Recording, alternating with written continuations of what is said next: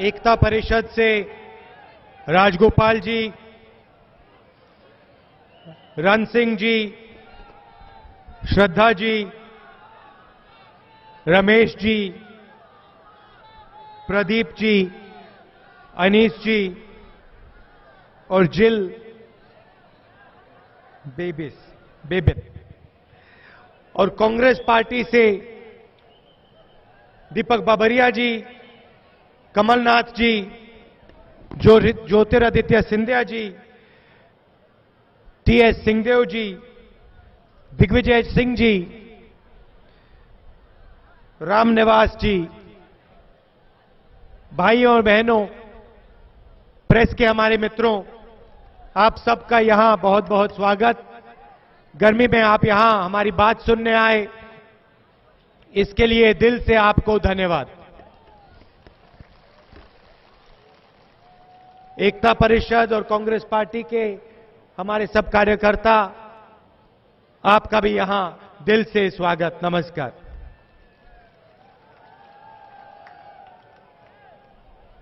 गांधी जी हिंदुस्तान की आजादी के लिए लड़े थे, अंग्रेजों से लड़े थे, मगर लक्ष्य अंग्रेजों को निकालने के बाद हिंदुस्तान के हर नागरिक को उसकी जगह, उसका हक हिंदुस्तान में मिले, इसलिए गांधी जी लड़े थे, इसलिए कांग्रेस पार्टी उन दिनों लड़ी थी। अंग्रेजों के जाने के बाद बड़े कदम लिए गए और बहुत प्रगति हुई। सबसे पहला काम, हर व्यक्ति को एक वोट दिया गया, कॉन्स्टिट्यूशन बनाया गया और हिंदुस्तान में हर व्यक्ति को कम से कम अधिकार दिया गया। शुरुआत वहीं से हुई और जो भी बना है उस कॉन्स्टिट्यूशन के ऊपर बना है। जो भी अधिकार आज हिंदुस्तान में हमें मिलते हैं वो सब कॉन्स्टिट्यूशन के बल पे मिलते हैं। हरी क्रांति हुई, सफेद क्रांति हुई, रोटी कपड़ा मकान की बात हुई, देश में ग्रीन रेवोल्यूशन ने किसानों को मजबूत किया, अधिकार दिया और आस्ते आस्ते आस्ते लड़ते हुए ये देश यहां तक पहुंचा है। अमेरिका का राष्ट्रपति कहता है कि हमारा मुकाबला आने वाले दिनों में सिर्फ दो देश कर सकते हैं, एक है चाइना और दूसरा है हिंदुस्तान। और अगर अमेरिका का राष्ट्रपति यह कहता है तो उसका यही कारण है कि हिंदुस्तान में हमने निर्णय लिया कि हर व्यक्ति को, हर महिला को, हर पुरुष को, हर आदिवासी को, हर दलित को हम अधिकार दे के ही रहेंगे।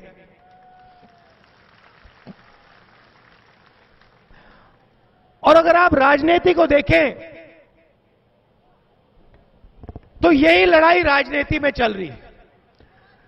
कोई लोग कहते हैं कि हिंदुस्तान का पूरा फायदा चुने हुए लोगों को मिलना चाहिए। राजगोपाल जी ने कहा, किसान, आदिवासी अपनी जमीन के लिए जिंदगी देता है, मरता है, दिन भर लड़ता है, और जब हिंदुस्तान के 10-15 उद्योगपति जमीन मांगते हैं तो जादू से उनको हजारों एकड़ जमीन मिल जाती है। किसी को पता नहीं लगता कैसे, कहां से, किस प्रकार से हजारों एकड़ किसी उद्योगपति को दिए जाते हैं। हम जमीन अधिग्रहण बिल लाए। हमने कहा 2013 में हमने कहा नहीं, किसानों से, गरीब जनता से जमीन ऐसी नहीं छीनी जा सकती। और हम जमीन तो सबसे पहले पंचायत से पूछकर, किसान से पूछकर जमीन ली जाएगी। दूसरी बात,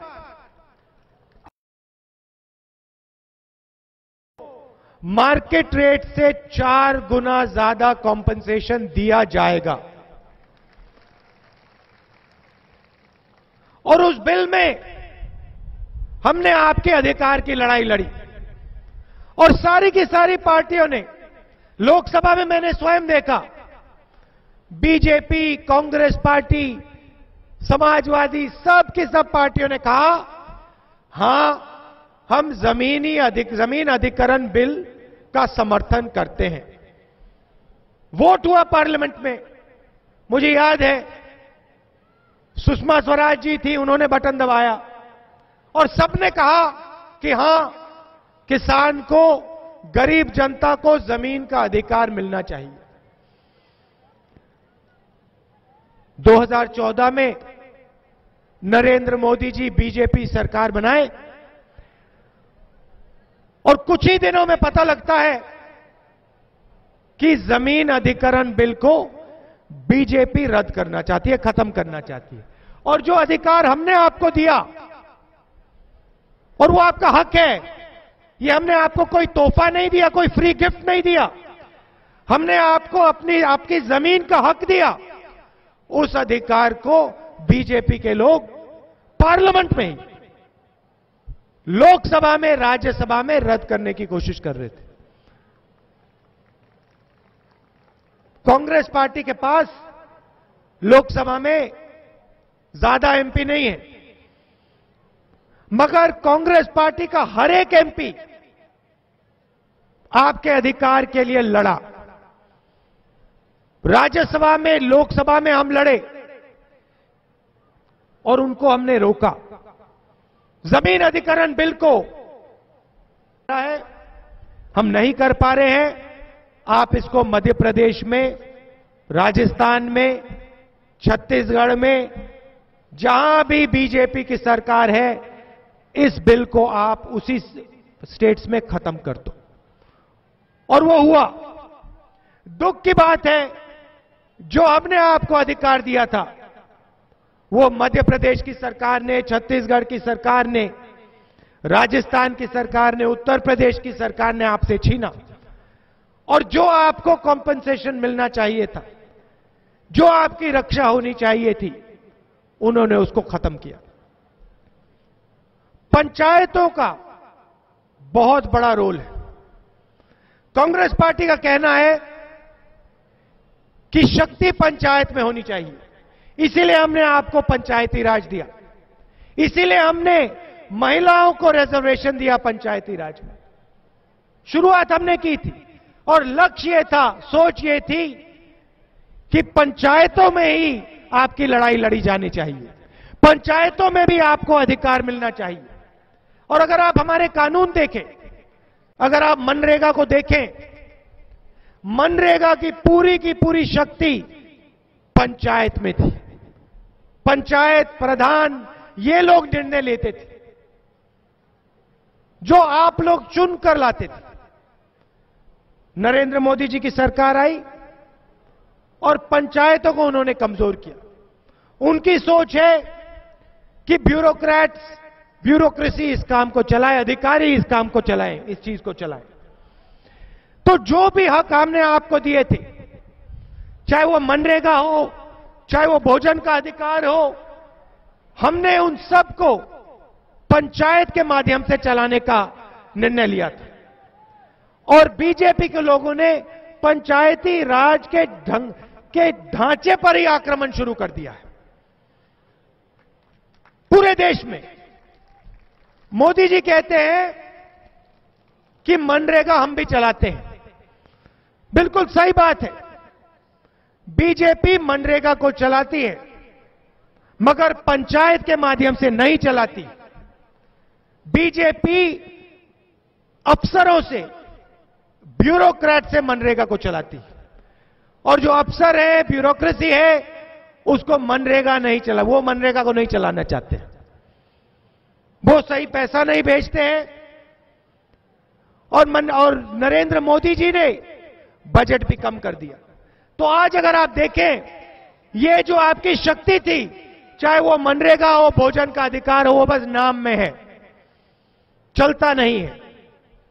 उसका जो फायदा मिलना चाहिए वो आपको नहीं मिलता है। और एक के बाद एक, एक के बाद एक, एक के बाद एक जो हमने आपको अधिकार दिए थे, उनको छीना जा रहा है। मैं आपसे छोटा सा सवाल पूछना चाहता हूं।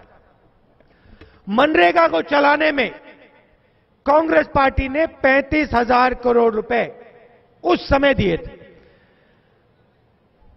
पूरी की पूरी मनरेगा को चलाने के लिए 35,000 करोड़ रुपए लगे थे। आपने नीरव मोदी का नाम सुना है? सुना है आप लोगों ने नीरव मोदी का नाम? नीरव मोदी हिंदुस्तान के बैंक से 35,000 करोड़ रुपए चोरी करके भाग गया। आप समझिए, जितना पैसा कांग्रेस पार्टी ने मनरेगा में डाला था, उतना पैसा एक व्यक्ति, सिर्फ एक व्यक्ति हिंदुस्तान के बैंक से चोरी करके भाग गया। और उस पर कोई कार्रवाई हुई? बिल्कुल नहीं, कोई कार्रवाई नहीं हुई। आपको जमीन से उठा के फेंक दिया जाता है। आपको कहा जाता है कि हम आपको कॉम्पनसेशन नहीं देंगे। आपको कहा जाता है कि आपके अधिकार नहीं दिए जाएंगे। आपसे मनरेगा छीना जाता है। और फिर एक व्यक्ति हिंदुस्तान के बैंक से 35,000 करोड़ रुपए लेकर भाग जाता है। दूसरा उदाहरण, विजय माल्या का नाम आपने सुना है? सुना है? विजय माल्या हिंदुस्तान के बैंक से 10,000 करोड़ रुपए लेकर भाग गया। जाने से पहले फाइनेंस मिनिस्टर अरुण जेटली जी उनसे मिलते हैं, पार्लियामेंट हाउस में मिलते हैं। विजय माल्या अरुण जेटली जी से कहता है, देखिए मैं जा रहा हूं, मैं लंदन जा रहा हूं। और विजय माल्या उनकी बात सुनते हैं और फिर ना पुलिस को बताते हैं, ना सीबीआई को बताते हैं, ना इन्फोर्समेंट डायरेक्टरेट को बताते हैं। विजय माल्या जी निकल जाते हैं।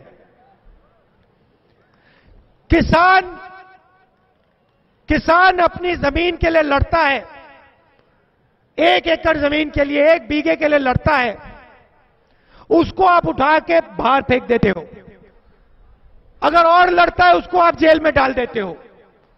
मगर जो व्यक्ति 9,000 करोड़ रुपए लेकर भागता है, उसके खिलाफ आप कोई कार्रवाई नहीं करते हो। यह सच्चाई है। तीसरा उदाहरण देता हूं।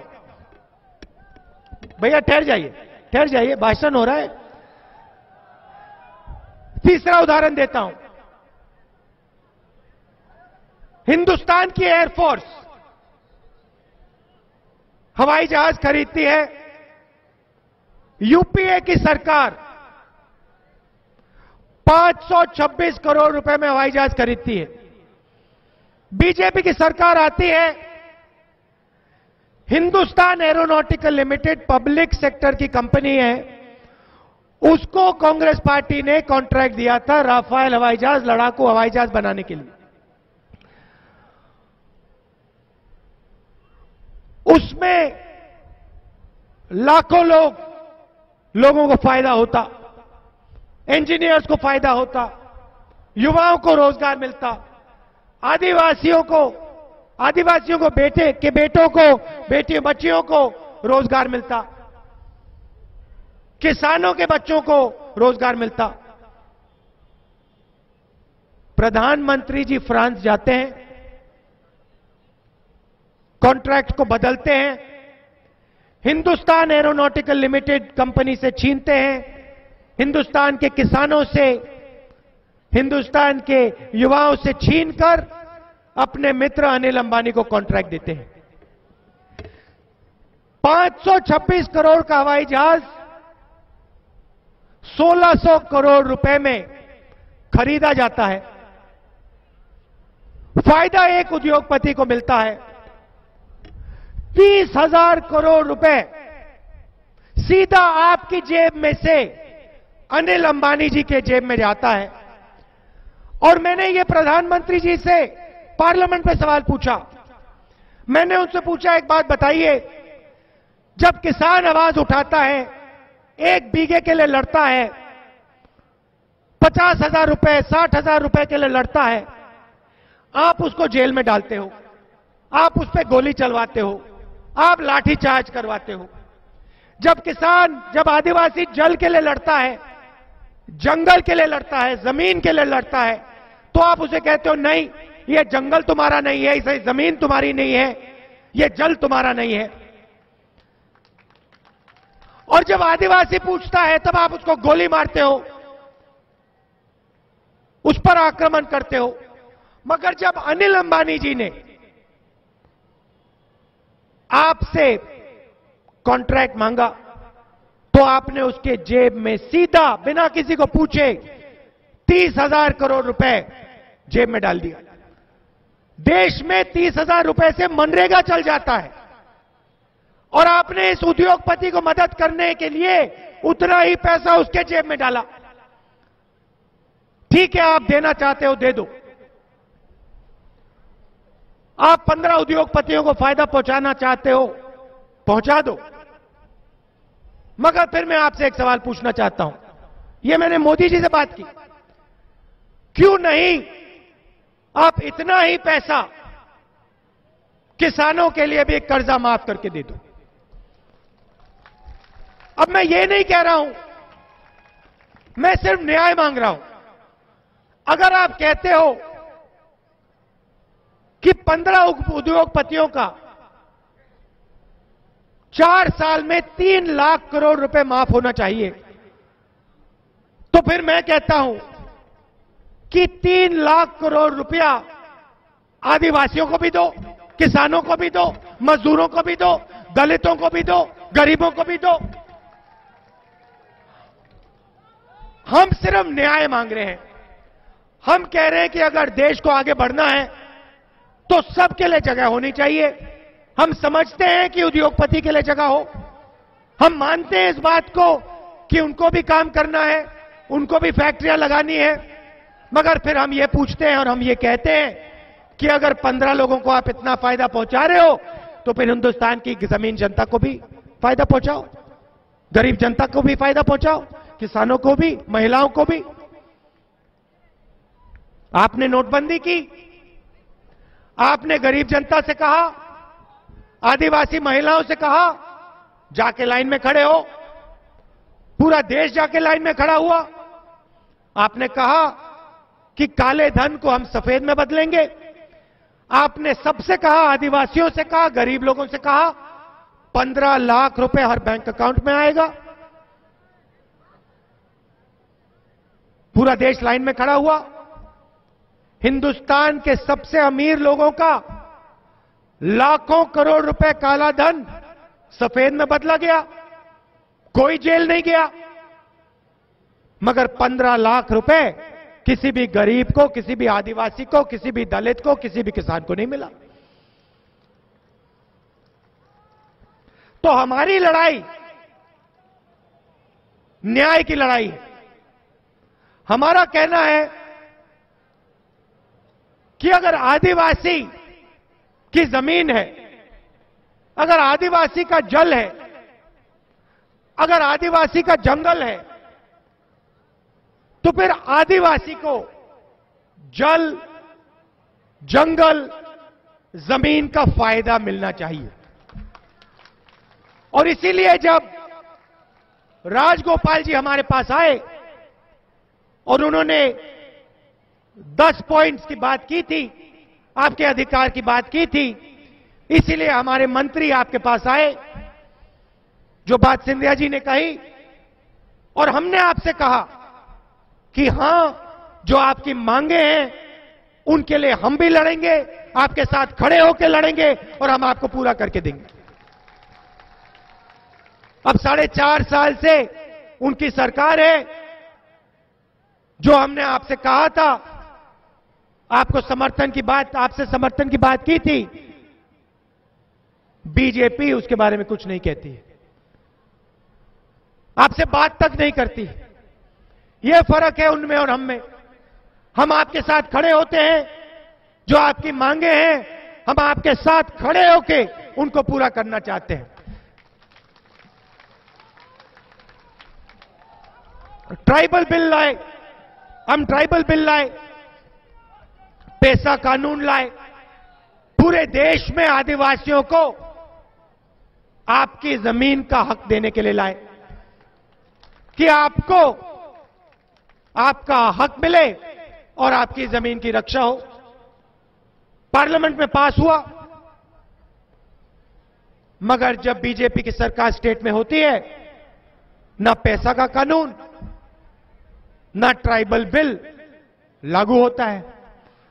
कागज पे लिखा हुआ है कि हां, लोकसभा में ऐसा कानून पास हुआ, राज्यसभा में ऐसा कानून पास हुआ, मगर कानून कागज पे ही रहता है।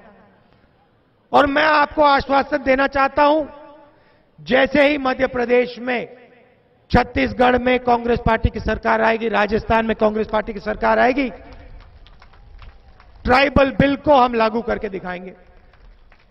जैसे हमने मनरेगा चलाया था, वैसे ही हम आपके अधिकारों को आपके हवाले कर देंगे। क्योंकि ये कोई तोहफा नहीं दे रहे हम, ये हम आपको कोई गिफ्ट नहीं दे रहे हैं कि हां हमारी सरकार बनी है और आप लीजिए तोहफा। नहीं, ये तोहफा नहीं है। जैसे गांधी जी ने कहा था, ये आपका अधिकार है, ये आपका हक है, ये आपका है, ये और किसी का नहीं है। और ये हम आपको वापस देना चाहते हैं।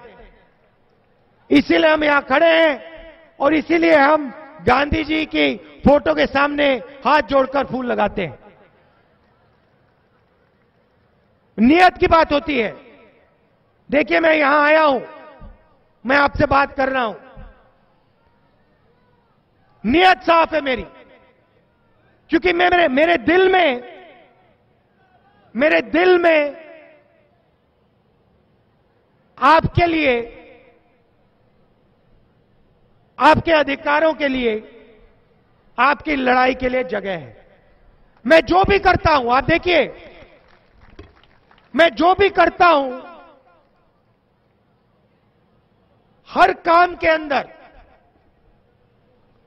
मैं पहले सोचता हूं कि जो मैं करने जा रहा हूं, इससे गरीबों को क्या फायदा होगा या नुकसान। और अगर नुकसान होगा तो मैं उस काम को नहीं करता हूं। और दूसरी तरफ उल्टा है,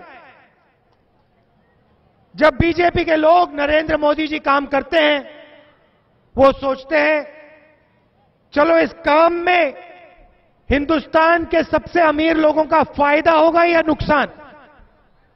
और अगर उनको लगता है कि सबसे बड़े अमीर लोगों का फायदा होगा तो ही वो काम करते हैं, अगर नुकसान होगा तो वो काम नहीं करते हैं। तो नियत की बात है। देखिए, मैं यहां आकर कोई भी वायदे आपसे कर सकता हूं, कोई भी कर सकता है। मोदी जी भी आपको यहां आके वायदे कर सकते हैं, कह सकते हैं कि मैं ये करूंगा, वो करूंगा। मगर आप मेरे सब भाषण देख लो, 2004 से मैं राजनीति कर रहा हूं। आप मेरे सब भाषण देख लो, सुन लो अच्छी तरह, इंटरनेट पे आपको मिल जाएंगे। और आप मुझे एक भाषण दिखा दो जहां मैंने कोई झूठा वायदा किया हो। आप मुझे एक उदाहरण दे दो जहां मैंने 15 लाख रुपए देने का वायदा किया हो। कर्नाटक में अभी चुनाव हुआ और चुनाव में मैंने कहा कि जैसे ही कांग्रेस पार्टी चुनाव जीतेगी, किसानों का कर्जा माफ करके हम दिखा देंगे। और जब हमारी सरकार बनी, मैंने चीफ मिनिस्टर से साफ बोला कि देखिए, हमने जनता से, हमने कर्नाटक के किसान से वायदा किया हुआ है, हम आपको समर्थन दे रहे हैं, मगर किसान का कर्जा माफ कांग्रेस पार्टी की सरकार, कर्नाटक की सरकार को करना ही पड़ेगा। और कर्जा माफ हुआ। राजगोपाल जी ने सही बात बोली कि सिर्फ कर्जा माफ करने से बात नहीं बनेगी, सही है। मगर मैं राजगोपाल जी से कहना चाहता हूं कि आज किसान दुख है, दबा हुआ है, घबराया हुआ है और जी नहीं पा रहा है। और आज किसान को मदद की जरूरत है, इसीलिए हम मदद करते हैं, इसीलिए हमने कर्जा माफ किया। मगर सॉल्यूशन जो उन्होंने बात बोली बिल्कुल सही है। सॉल्यूशन सिर्फ कर्जा माफ से नहीं होगा, सॉल्यूशन किसान की जिंदगी को बदलने से होगा, एक नए तरीके से सोचने से होगा, और वो काम सिर्फ कांग्रेस पार्टी कर सकती है और हमने करके दिखाया है। हरी क्रांति, सफेद क्रांति, टेलीकॉम्स की क्रांति, ये कांग्रेस पार्टी ने काम करके दिखाया था। बैंक नेशनलाइजेशन कांग्रेस पार्टी ने करके दिखाया था और हम कर सकते हैं। हम समझते हैं कि देश को आगे ले जाने के लिए, देश को बदलने के लिए क्या करना है। मगर मैं स्टेज से आपको यह कहना चाहता हूं कि सबसे पहले आप नियत पहचानिए। जो आदमी के दिल में है उसको आप पहचानिए, क्योंकि जो भी आदमी करता है, जो भी व्यक्ति करता है, वो दिल से करता है। अगर आपने ये बात पहचान ली तो आप सही आदमी को चुनोगे। आप भाषण सुनो, बातें सुनो, मगर जो व्यक्ति कर रहा है, जो लड़ाइयां लड़ रहा है, उससे व्यक्ति को पहचानो। जमीन अधिग्रहण कानून के लिए कांग्रेस पार्टी आपके लिए लड़ी। लोग भ्रष्टाचार की बात करते हैं। हिंदुस्तान में सबसे बड़ा भ्रष्टाचार जमीन में होता है, और नुकसान किसको होता है? हिंदुस्तान के गरीब किसानों को होता है, मजदूरों को होता है, क्योंकि सीधा उसके जेब से पैसा निकाला जाता है। हम ये लड़ाई लड़े। भट्टा परसौल में मैं गया, खड़ा था, किसानों के साथ खड़ा था।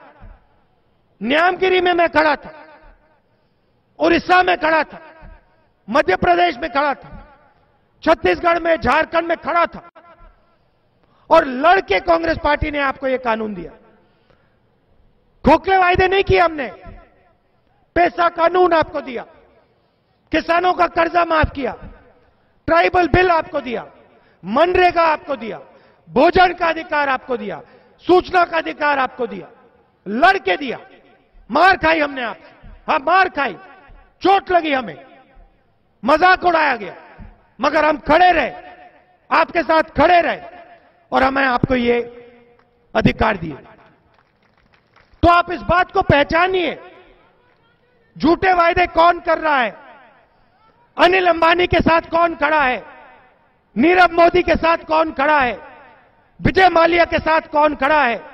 और आदिवासियों के साथ, किसानों के साथ, दलितों के साथ, मजदूरों के साथ कौन खड़ा है? यह फर्क आप पहचानिए, क्योंकि हम आपकी जिंदगी बदलना चाहते हैं। आपके साथ खड़े होके आपकी जल की, जमीन की, जंगल की लड़ाई लड़ना चाहते हैं और लड़ाई जीतना चाहते हैं। आपको अपना अधिकार देना चाहते हैं। मध्य प्रदेश के किसानों से मैं आखिरी बात बोलना चाहता हूं। आपसे बीमा का पैसा लिया जाता है और फिर जब आपका नुकसान होता है, आपको कहा जाता है कि नहीं भैया, आपको पैसा नहीं मिला जाएगा। गांव के आधार पे बीमा का निर्णय लिया जाएगा। हमने अपने मैनिफेस्टो में लिखा है कि खेत के बेसिस पे कांग्रेस पार्टी बीमा का पैसा देगी। यह पैसा आपका है और यह पैसा आपको मिलना चाहिए और यह काम कांग्रेस पार्टी करके दिखाएगी। तो काफी लंबा बोला मैं, और अंत में मैं आपसे कहना चाहता हूं, आपके ऊपर आज हिंदुस्तान में आक्रमण हो रहा है। किसानों पर, आदिवासियों पर, गरीबों पर, मजदूरों पर, दलितों पे, माइनॉरिटीज पे आक्रमण हो रहा है, जबरदस्त आक्रमण हो रहा है। आपके जो अधिकार हैं एक के बाद एक, एक के बाद एक, एक के बाद एक छीने जा रहे हैं। पंचायती राज से शक्ति छीनी जा रही है, मनरेगा को बंद किया जा रहा है, पेशा कानून को खत्म किया जा रहा है, ट्राइबल बिल को खत्म किया जा रहा है। एक तरफ बीजेपी के लोग खड़े हैं, दूसरी तरफ हिंदुस्तान की जनता, हिंदुस्तान के किसान, हिंदुस्तान के मजदूर, छोटे दुकानदार, आदिवासी, दलित, महिलाएं और कांग्रेस पार्टी खड़ी है। और मैं आपको इस स्टेज से कहना चाहता हूं, अधिकार की लड़ाई, देश के अधिकार की लड़ाई गरीब जनता, आदिवासी, किसान, मजदूर, छोटे दुकानदार और कांग्रेस पार्टी जीतने जा रही है। हम ये लड़ाई लड़ रहे हैं और ये लड़ाई हम जीत के दिखाएंगे। और जो आपका हक है, जमीन का, जल का, जंगल का, हम आपको दे के ही रहेंगे। हम एक कदम पीछे नहीं हटने वाले हैं, चाहे कुछ भी हो जाए। दिल से आप सबका बहुत बहुत धन्यवाद। आपका धूप में आप आए, काफी कष्ट हुआ, इसके लिए आप सबको दिल से, राजगोपाल जी को, आपके संगठन को, कांग्रेस पार्टी के नेताओं को, कांग्रेस पार्टी के कार्यकर्ताओं को दिल से बहुत बहुत धन्यवाद। नमस्कार, जय हिंद।